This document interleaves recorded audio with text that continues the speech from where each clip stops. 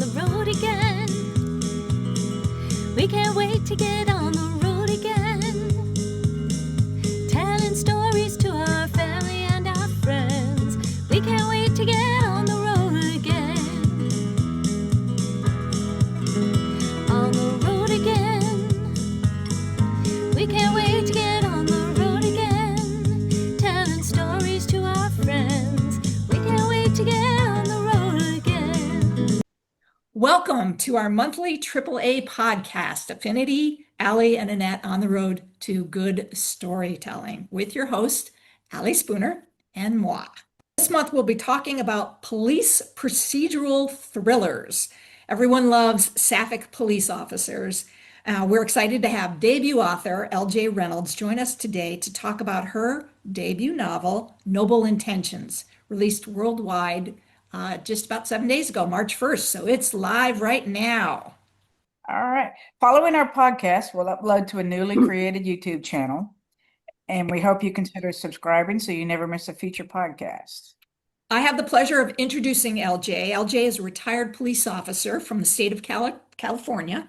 In her spare time, LJ is an avid reader and loves to spend time with family and friends, enjoying a good glass of wine or taking trips in the RV. Born and raised in Central California, LJ currently lives in the state of Arizona with her wife, Bee. They have 2 children, a son and a daughter, and 2 grandchildren.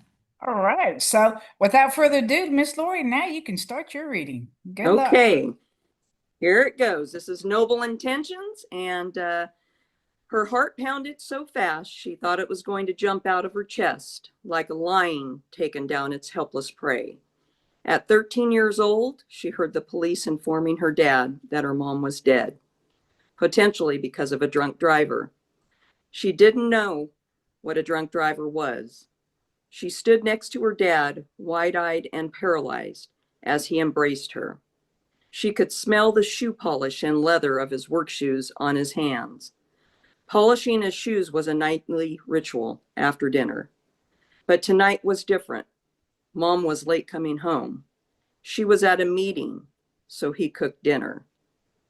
The officer awkwardly handed her a teddy bear, while the other updated her father on what had happened.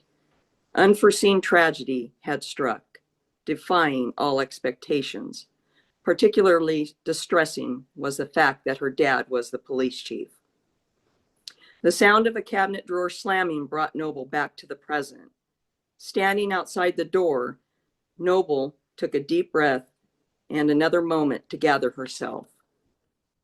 In any tragic event, she knew it was her job to make every victim know she was there for them, no matter their age. She didn't want anyone to feel like she had that night many years ago. Her job was to help them overcome their trauma and offer any help they might need. Remember, Noble, help this young victim as that officer helped you back when you were 13. At the time, Noble knew they usually gave teddy bears to small children, but that they gave her one was something she would never forget, or the officer who gave it to her. She still had it in a box in her garage. Before entering the quiet room, she knocked. The room earned its name because it was where they brought and interviewed young victims. It had stuffed animals, coloring books, dolls, and puzzles. These items assisted officers and detectives in helping young victims feel comfortable enough to talk about what had happened to them. Noble used her personal experience and the training she had received from the department to build a special bond with all the young victims she encountered throughout her career. She had the uncanny ability to connect with them on their level and with their permission. Noble made eye contact with the woman she assumed was the mother, who stared back at her, eyes wide open, biting her lower lip as though it was her last grip on sanity. Noble glanced at the girl, who was holding a pencil hard enough to turn the edges of her fingers white. She observed the girl slowly pick at the eraser, watching intently as each pink scrap fell to the floor around her feet. Noble sat carefully beside her. Her mother finally seemed to soften, giving her a slight smile. Hey, she greeted. My name is Noble Gentry.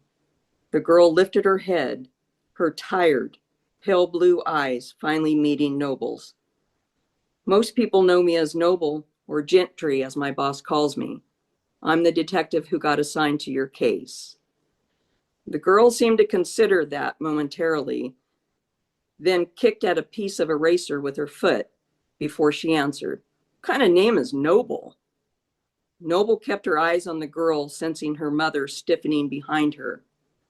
Her voice was tight and low as she corrected her daughter. Jessie Alexandra Williams. The girl instantly lowered her eyes and nodded. Sorry, I think it's neat, but I never heard it used for someone's name. Noble smiled at the first hint of connection flashed between them. That's okay. I get that reaction a lot.